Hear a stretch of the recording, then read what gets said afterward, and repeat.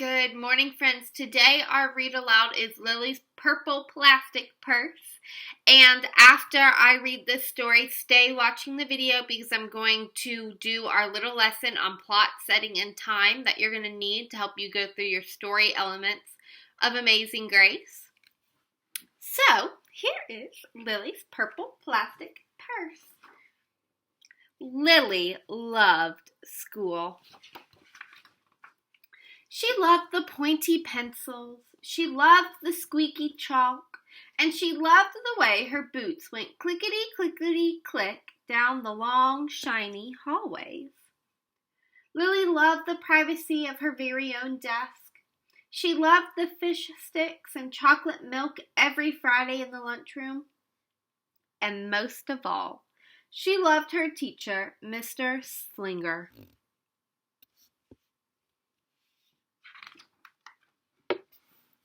Mr. Slinger was as sharp as a tack. He wore artistic shirts, he wore glasses on a chain around his neck, and he wore a different colored tie for each day of the week. "Wow," said Lily. That was just about all she could say. Wow. Instead of greeting students or good morning pupils, Mr. Slinger winked and said, "Howdy." He thought that desks and rows were old-fashioned and boring.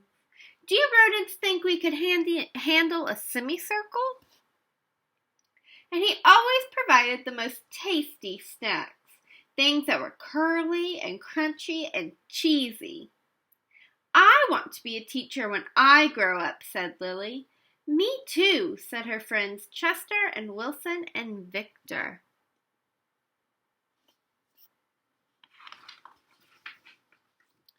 At home, Lily pretended to be Mr. Slinger. "I am the teacher," she told her baby brother Julius. "Listen up."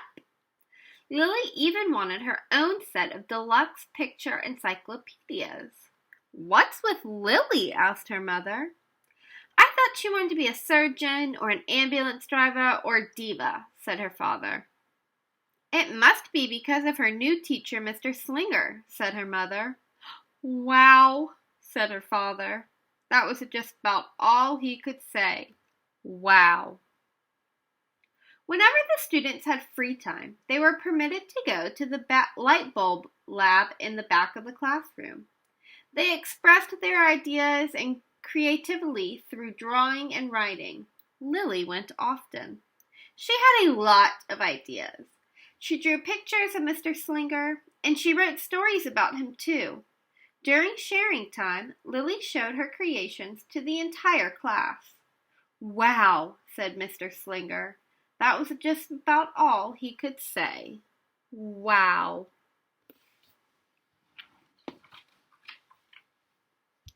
When Mr. Slinger had bus duty, Lily stood in line, even though she didn't ride the bus.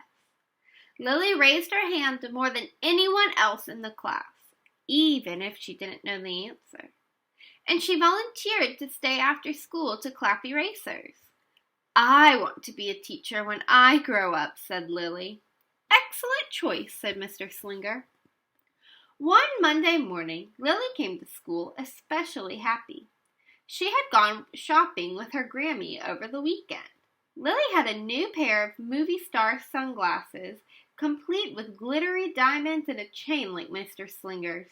She had 3 shiny quarters, and best of all, she had a brand new purple plastic purse that played a jaunty tune when it was opened. Lily wanted to show everyone. "Not now," said Mr. Slinger. "Listen to our story." Lily had a hard time listening. Lily really wanted to show everyone. "Not now," said Mr. Slinger. "Let's be considerate of our classmates." Lily had a hard time being considerate. Lily really wanted to show everyone. "Not now," said Mr. Slinger. "Wait until recess or sharing time." But Lily could not wait. The glasses were so glittery, the quarters were so shiny, and the purse played such nice music. not to mention how excellent it was for storing school supplies. Look, Lily whispered fiercely. Look, everyone, look what I've got! Everyone looked, including Mr. Slinger. He was not amused. I'll just keep your things in my desk until the end of the day, said Mr. Slinger. They'll be safe there, and then you can take them home. Lily's stomach lurched. She felt like crying. Her glasses were gone. Her quarters were gone. Her purple plastic purse was gone. Lily longed for her purse all morning.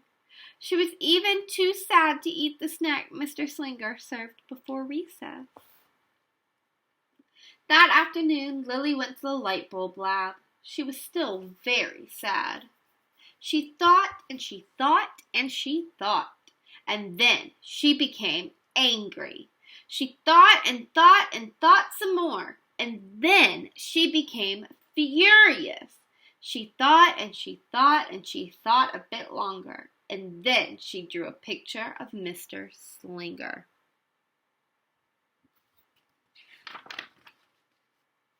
Right before the last bell rang, Lily sneaked the drawing into Mr. Slinger's book bag. Does that look like a nice drawing?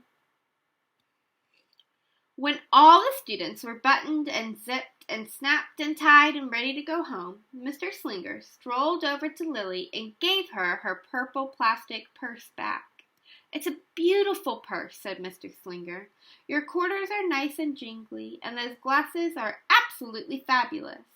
You may bring them back to school as long as you don't disturb the rest of the class. I do not want to be a teacher when I grow up, Lily said as she marched out of the classroom. On the way home, Lily opened her purse. Her glasses and quarters were inside. And so was a note from Mr. Slinger. It said, "Today was a difficult day. Tomorrow will be better." There is also a small bag of tasty snacks at the bottom of the purse. Lily's stomach lurched. She felt like crying. She felt simply awful. Lily ran all the way home and told her mother and father everything. Instead of watching her favorite cartoons, Lily decided to sit in the uncooperative chair. That night, Lily drew a new picture of Mr. Slinger and wrote a story about him, too. There's her new picture and her story. Lily's mother wrote a note, and Lily's father baked some tasty snacks for Lily to take to school the next day. I think Mr. Slinger will understand, said Lily's mother. I know he will, said Lily's father. The next morning, Lily got to school early. These are for you, Lily said to Mr. Slinger, because I'm really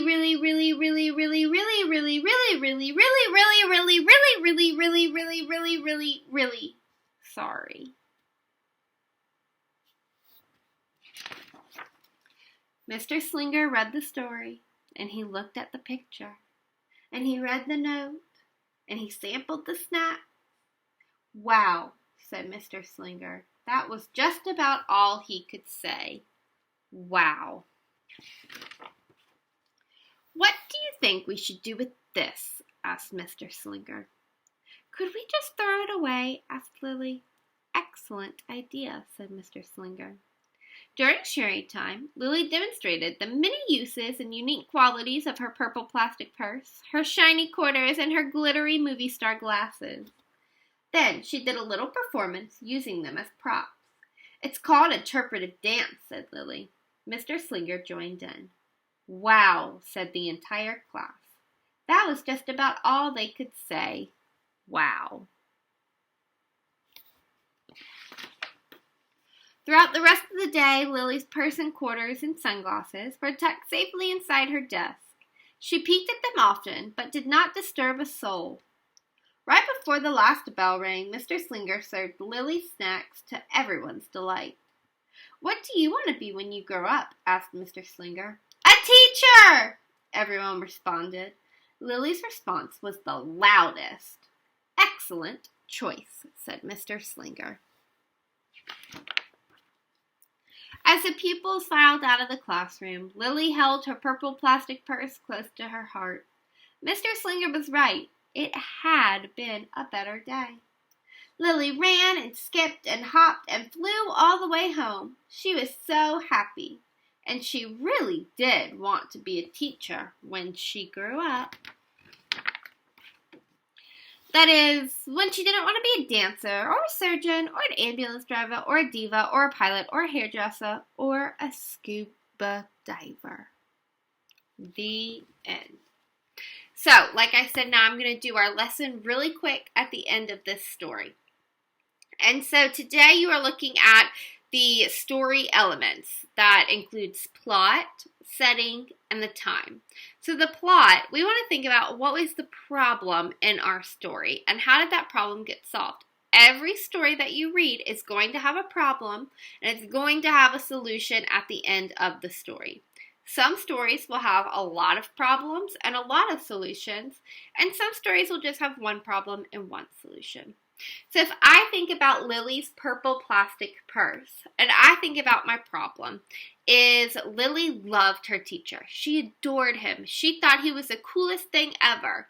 And her grandma brought her and let her go shopping, and she brought all her new things to school with her purple plastic purse, her glasses, and her quarters. And she got so excited she really wanted to show everyone. But Mr. Slinger said, wait a minute, you have to wait until it's time to share. Well, Lily did not listen, and she ended up getting her things taken away, and that made her mad at her teacher, and so she wrote that mean note, that mean picture.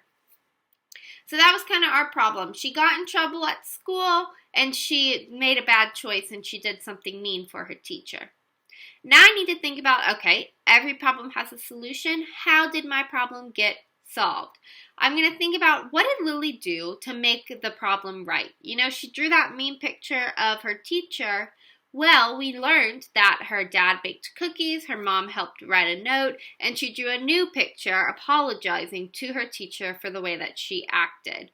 And then, so she wouldn't get in trouble again with her stuff, she kept it all tucked away nicely in her desk so she wouldn't disturb other people.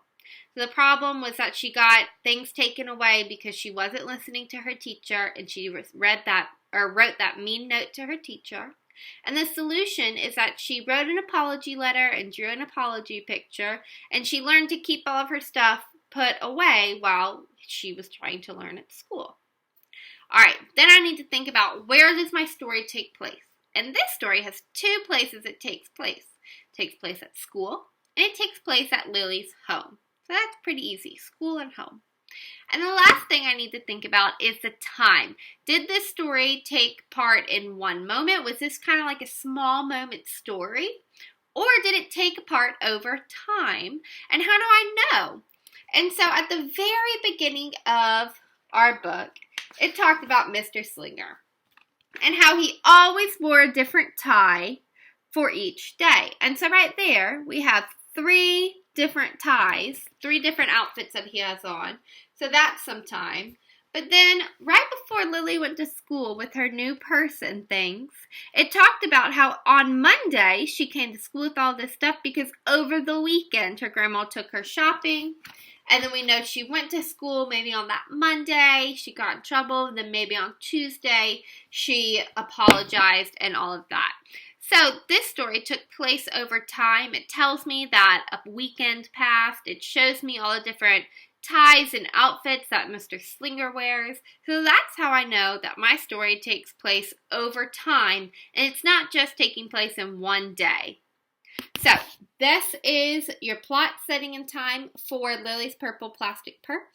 Now you are going to do the same thing for Amazing Grace. So go back and watch the video for the read aloud on Amazing Grace and get to work.